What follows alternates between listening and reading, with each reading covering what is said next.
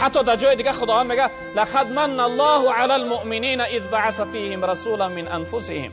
رب العالمین میگه من بر مؤمنها منت میکنم که برای اونها از نفس خودشون، از جنس خودشون، از جان خودشون براشون پیغمبر فرستادم.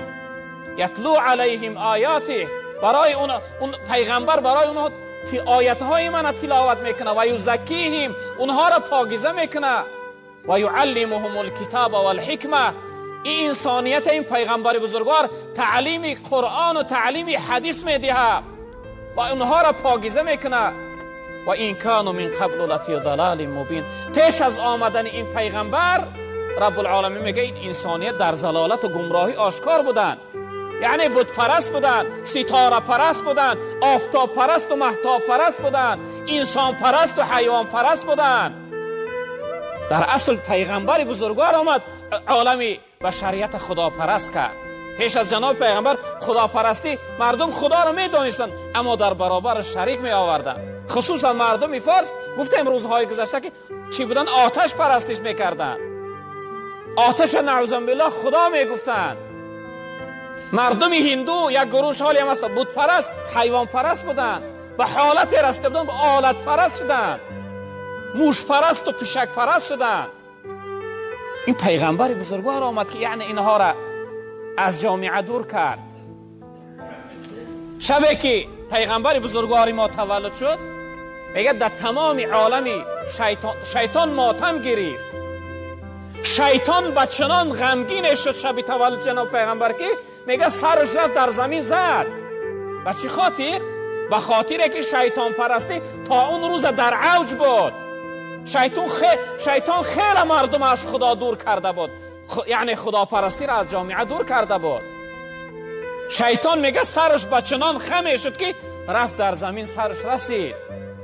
بگفت شیطان سیاه ما را جبین شد، تولد رحمتا للعالمین شد. میگه شیطان فیغان کرد گو رحمت عالمیان شب تولد شد. با او گرم میکند بازار عرفان، شکست افتد به لشکرهای شیطان. این محمد خدا پرستی را، بازار خدا پرستی را گرم میکنه، مردم خدا پرست میکنه. میگه شیطان بچه ها دیدن که مادرشو چقدر غمگین و ناراحت آمدن در گیردش دور زدن.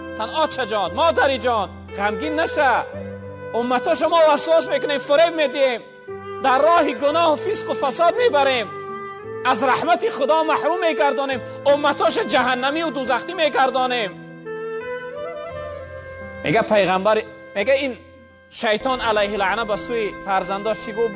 بیزد ابلیس فریادی دوباره به سوی آن گروهی سنگساره. فرزنداشو میگه با دوباره یعنی یک فریاد غضبناک کرد بسون شو.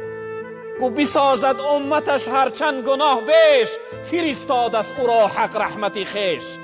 و هرچند اگر امتش گناه کنه خداوند این محمد رحمتی خودش فرستاده است. رود با امتانش سوی جنت، من و تو جانب دوزخ به حسرت. همه بلبل صفت در عیش بستان، که ما هیزم صفت در نار سوزان. شیطان سوی فرزنداش گفت که هرچند گناه کنه امتش شفاعت میکنه، دعا میکنه، در روز قیامت سرش در عرش الهی در تعظیم و در سجده میمانه، آبهای دیده مبارک میریزانه. رب العالمین میگه حبیبی محمد، دوستی من ای محمد، ارفع رأسک، سر تبو بردار، گریه نکن. قل یسمع، بگو چیزی میگو من تو را گوش میکنم. سل تعطى، بپرس هر چیزی میپرسی من برای تو میدیم. وشفع تشفع، شفاعت کن که امروز شفاعت کننده تو هستی. پیغمبر بزرگوار سر میبردارد از سجده و گردنی کرد، آبهای دیده ریش مبارک تر کردند. سر میبرداشته است، میگفت اللهم امتی امتی امتی، ای پروردگار امتام خلاص کن، من برای امتام گریه دارم امروز. رب العالمین میگفت که ای محمد 70,000 از گناهگارات، 70,000 شخصیتی که باید دوزخ میره، باید در دوزخ سوزانده میشد، 70,000 من بخشیدم، بگی از این دری راست بگیر داخل جنت. شیطان اینه یعنی برای فرزنداش بیان کرد امت هرچند گناه کنه خداوند او را رحمتی خودش فرستاده است. همراهی امتاش جنت میرود. رب العالمین گفتن و تحقیق آمد برای انسانها رسول از نفس خودشون، یعنی از جنس خودشون. عزیز علیه ما عنیتم، چقدر دشوار و سخت و مشکل است برای این پیغمبر هر مصیبت و ناراحتی که در بالای امت می آید. پیغمبر ما چقدر یعنی ناراحت و غمگین می شود، خجالتمند می شود از این رنج و مشقتی یعنی امت، از ناراحتی امت. خداوند یا بیان کرده است که چقدر دشوار و سخت است برای این محمد وقتی مصیبت و ناراحتی در بالای امتش میاد، وقتی امتش غمگین میشود، وقتی امتش در یک پیشپستی میزنه. حریص علیکم بالمؤمنین رؤوف رحیم. این پیغمبر چقدر خواهنده خوشبختی امتاش است. پیغمبر بزرگوار ما چقدر سعی و تلاش و کوشش میکنه که امتش خار نباشه، بدبخت و رسوا و بی قدر و بی حرمت و بی عزت نباشه. چقدر یعنی مهربان است، چقدر دلسوز است، رحیم است برای امتاش. حیات عمر امتی امتی امتی گفت و گریه کرد. پیغمبر دایم غم من و شما امتهاش خورد.